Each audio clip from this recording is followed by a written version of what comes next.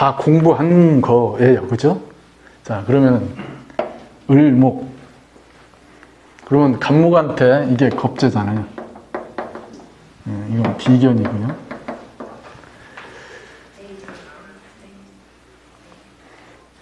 간목이 을목을 봤다는 것은 지금 간목이 갖고 있는 작용에 을목이 연결돼서 겁재적 작용을 일으키게 됩니다.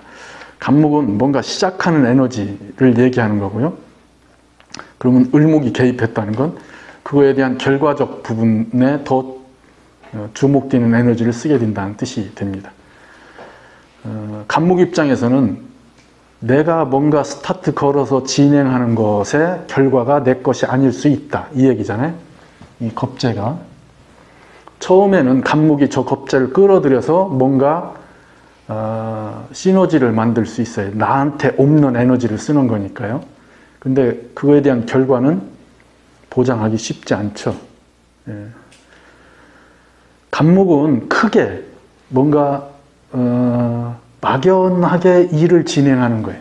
자, 내가 뭔가 스타트 걸을 때는 비전, 희망, 뭐 설계, 계획 이런 것들을 전개하는 거잖아요. 그죠? 예. 그럼 아침 새벽에 일어나서 뭐 할 때는 아직 아무것도 안 한 형태니까 뭘 어떻게 해야지 이런 거잖아요. 그죠? 그래서 희망, 꿈 뭔가 전개되죠. 예. 근데 양치하고 씻고 아침밥 먹고 나와서 뭐 이러면은 상당 부분 구체화되는 거예요. 그래서 밥 먹는데 마음에 안 든다. 신발 신는데 마음에 안 든다. 헤어스타일이 마음에 안 든다. 아, 오늘 망쳤다. 막 이런 식의 자기 규정들을 계속 하죠. 그죠? 징크스를 스스로 만들어서 하잖아요. 그럼 을목 정도의 시간이면은 상당 부분 뭐예요? 오늘 시작하는 일들에 대해서 결과적 입장이 서 있다는 뜻이에요. 우리 일상이 그렇다고요. 그러니까 간목은 에너지 전개하는 게 막연하다. 지금 스타트하는 에너지는 강하지만은 그 결과적 입장에서는 막연한 거예요. 지금 싹이 나오는데 이 싹이 어떻게 어느 방향으로 이게 커갈지 모르죠. 을목 단계 되면요 가지 다 뻗고 설정이 다 돼 있어요. 그래서 뭐예요? 한정돼 있어요. 그럼 여기는 결과 중심에서 이미 관찰을 하게 되겠네요. 무슨 막연한 게 아니고요. 구체화돼 있다. 이 얘기입니다. 그럼 서로 역할이 다르겠죠. 역할을 나누어서 한다면은 충분히 시너지를 형성할 수 있어요. 간목이 힘이 있고 크게 자기 마당을 갖고 있어요. 그러면 저런 을목들은 간목 그늘에서 간목을 도와주는 역할을 얼마든지 할 수 있죠.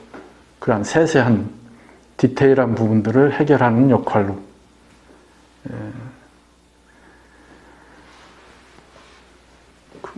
부정적이면은 간목이 계획하고 설계하고 만들어 놓은 이런 것들을 마무리를 간목이 할 수 없을 수도 있다 이거죠. 간목의 몫을 뺏기게 된다. 간목한테는 대체적으로 저 을목이 그런 부분에서는 상당히 불편한 요소로 작용합니다. 간목한테 을목이 있다는 것은 예민해진다. 신경질적인 형태를 띠게 된다. 이럴 수 있죠. 뭐예요? 결과에 대한 민감한 반응이죠. 그러니까 간목이 어떻게 해야 된다고요? 스케일을 크게, 통을 크게, 까짓것 이렇게 제가 좋아하는 용어 중에 하나예요. 까짓것. 근데 까짓것 하면 뭐예요? 그죠? 속쓰리잖아. 그래서 우리가 사주를 보시면은 만약에 뭐 간목에 이렇게 을목이 간목 일주한테 을목이 있다. 그러면은 뭐 을해 뭐 이렇게 되겠네. 을축이나 을해. 그러면은 간목이 나름 잘 역할을 하고 있으면은 을목을 책임지는 거예요. 그잖아요. 형제나 자기 주변 사람들을 자기 그늘에 책임지는 거죠. 근데 그걸 뺏긴다는 생각으로 한다면은, 그잖아요. 이게 시에 있는 이 을목에 의해서 끊임없이 내 결과가 부정되는 거예요. 시는 프로그램의 결과, 저 마무리할 때의 부분이라고 그랬는데, 그렇게 겁제에 의해서 탈취된다, 뺏긴다, 분리된다 이렇게 얘기할 수 있는데, 여기가 자기가 크게 포용한다면은 저 겁제를 책임지는 것이 돼요. 그래서 오히려 겁제들을 포용하고 끌어안는, 그죠? 포용력 있는, 마당이 넓은 사람이 되겠죠. 자, 그러면은 우리가 얘기하는 오너적 기질 또는 위로 올라가서 큰 직을 맡는 사람의 태도, 능력 이런 걸 얘기할 때 이렇게 이걸 포용하는 정도가 돼야 된다는 얘기잖아요. 그죠? 그러니까 그런 명 보면 사람 괜찮다. 큰 일을 해도 되겠다. 오히려 말년으로 갈수록 그 사람의 틀이 보여지겠다. 이런 식의 얘기를 하는 거예요. 근데 대다수는 어떻게 살아요? 크게 안 살잖아요. 네? 무슨 큰 인물 뭘 바라고 그럽니까? 다 어떻게 살아요? 쫌생이로 살죠. 다 내 거, 이렇게. 내 가족. 내가 버는 걸 내 아들한테 가야 되는데, 내 자식한테 가야 되는데, 왜 자꾸 뺏기는 것 같은 생각이 들고 막 이러냐고요. 그러니까 그러한 것 때문에 우리가 사주 보고 그런 갈등을 얘기하고 그러는 거예요. 말년이 고달프다. 뭐 힘들다. 이런 얘기를 하는 거죠. 그릇이 크면 그럴 일이 없다. 그러면 그릇이 큰지 안 큰지 어떻게 아냐? 자들고 재보면 되죠. 네. 자, 을목을 봤어요. 을목을 보면은 수평적으로 세력이 커진 거예요. 그죠? 그러면은 여러 개, 이게 수직적 관계로 싸우는 게 아니고 넓이를 놓고 싸우는 거예요. 영역에 대한 갈등, 이런 게 생기겠죠. 아까 간목을 볼 때는 뭐라고 했어요? 높이를 놓고 싸운다고 그랬잖아요. 이게 둘이 부딪히는 게 아니죠. 근데 을목을 보면은 둘이 부딪히겠네요. 뭘 놓고 싸워요? 넓이를 놓고, 영역을 놓고 싸우는 거예요. 그러면 을목을 보면 엉키는 것, 서로 부둥켜 안고 있는 모양, 그러니까 재관을 놓고 그렇게 싸우게 되겠죠. 그죠? 을목의 개별적 가치, 을목 하나의 개별적 가치를 돋보이는 것에 대한 어려움이 형성됩니다. 자, 간목은 살이 왕할 때 마지못해서 합력하는 것처럼 보여지지만은 을은 수시로 합력하다가 수시로 싸우고 갈등을 해요. 외부 조건에 따라서. 을목이 수시로 합력할 때는 같이 모여서 힘을 발휘하는 형태가 돼요. 그런 걸 우리는 이렇게 표현해요. 군화라고요. 물상적 표현이잖아요. 그죠? 꽃들이 모여서 흐드러지게 펴 있어요. 그러면 대상들의 시선을 끌죠. 그 대상이 뭐예요? 재관이라고요. 한 송이 꽃이 피어 있어요. 그러면은 그 한 송이로서의 가치가 있죠. 모든 것이 그걸 보는 그 한 송이 꽃을 보는 모든 시선들이 다 그 한 송이에 꽂히겠죠. 모든 것이잖아요. 재관이 그 한 송이 것이잖아요. 대상이. 근데 잘 안 보인다고요. 세력을, 그러니까 대상을 끌어들이는 힘이 크지가 않다는 뜻이죠. 그래서 그렇게 합력해서 군화를 이루어서 재관을 끌어들이기도 하고요. 그것 갖고 또 서로 싸우기도 하고 하는 게 을목이 을목을 봤을 때 영역적 싸움, 서로 서로 엉켜져 있는 형태에서 일어나기 때문에 분리되는 것, 나누는 것, 특히 동업해서 뭔가 이렇게 구분 짓는 것, 이런 것들이 오히려 불편해요. 그래서 여기에는 그러한 규정이나 분명한 선들이 먼저 제시되어야 될 부분들입니다. 제시되어야 된다고 얘기는 하죠. 근데 뭐 실제로 일어나는 현상들은 만만치 않다. 자, 갑목이 갑목과 싸울 때는 어떻게 된다고요? 둘이 부딪혀서 몸과 몸이 부딪히는 게 아니고 목표를 놓고 싸운다고 그랬죠. 여기는 둘이 부딪히는 거잖아요. 서로 엉켜져 있어요. 당연히 대상은 그 밖에 있는 재관을 취하기 위한 싸움이지만은 둘이 서로 영역을 침범해서 생기는 문제들이 일어나게 됩니다. 더 치열하고요. 더 격렬합니다.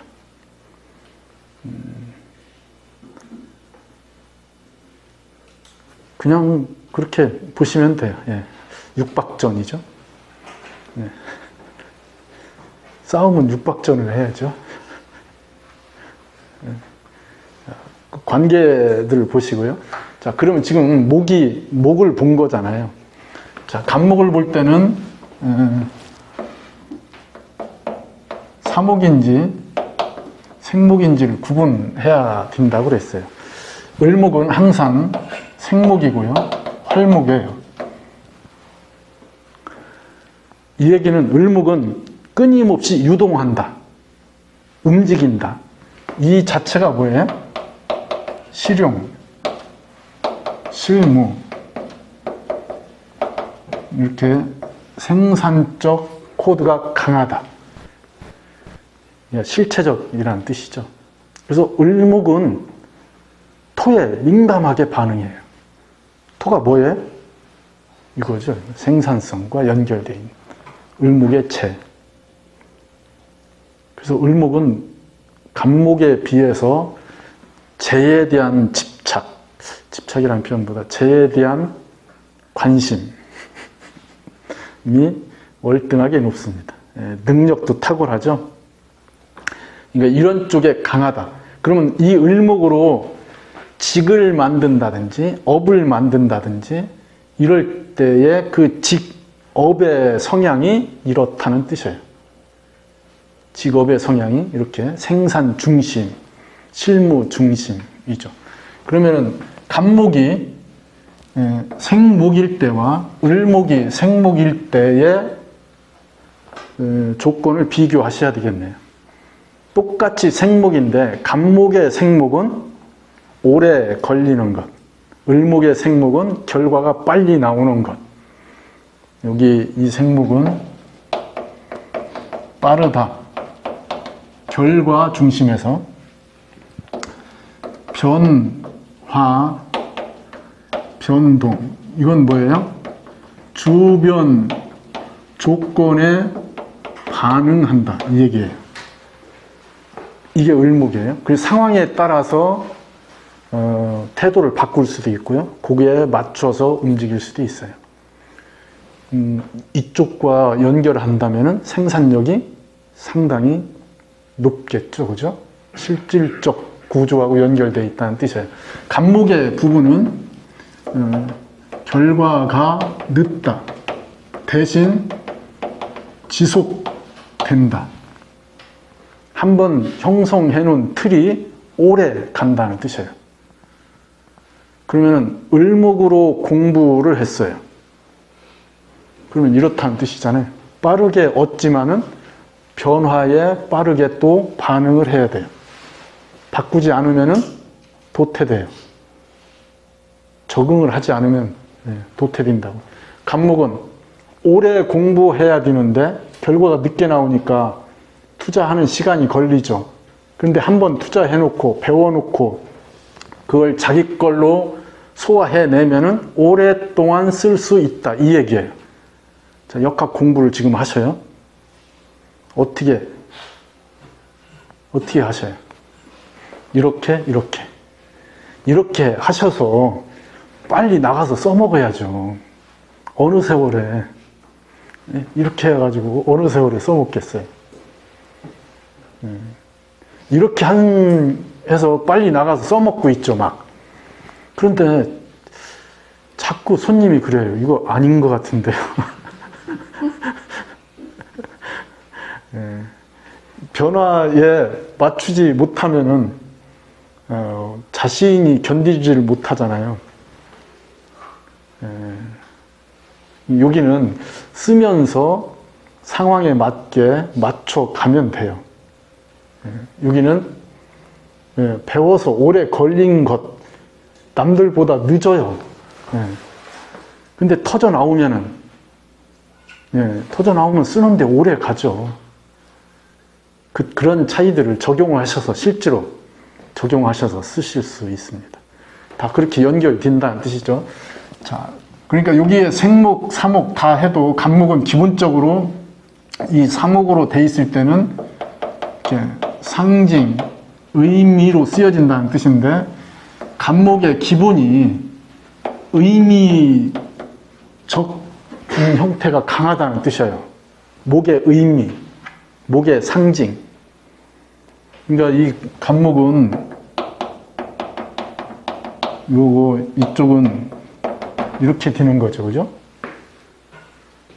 실질적 목의 모양, 우리가 가시적으로 저건 목의 가치를 갖고 있다. 목의 실질적 형태, 목의 의미이죠. 자, 목의 의미를 한번 찾아보셔요. 목의 의미. 자, 아침이라고 하는 언어가 아침이라고 얘기했는데, 그 아침이 눈 감고 있어도 아침이죠, 그죠? 눈 뜨고 있어도 아침이고요. 햇빛이 막 환하게 동터 와서 보여서 그게 아침인가요? 그런 건 이쪽 아침이고요. 마음의 아침이, 마음의 새벽이, 그죠? 그래서 애인한테 그렇게 얘기하죠. 당신은 나의 아침 같아. 느끼하다.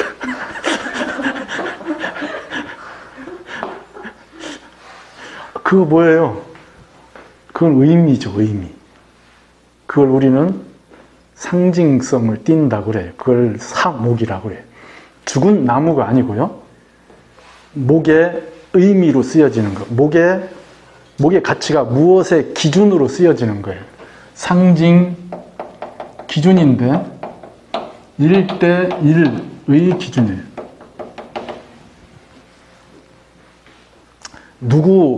그러니까 전체의 기준이 아니고요. 나의 기준인 거죠. 우리 집의 기준인 거예요. 규모로 얘기하면 그런 거죠. 마을 대 마을로 얘기한다면 그 마을의 기준이에요. 자, 마을의 기준, 마을 입구에 있는 당산나무. 마을의 기준이죠. 마을 이름을 아예 바우베기, 마을 입구에 큰 고인돌이 하나 있어요. 그럼 그 동네 이름은 바우베기예요. 바위가 백혀 있다.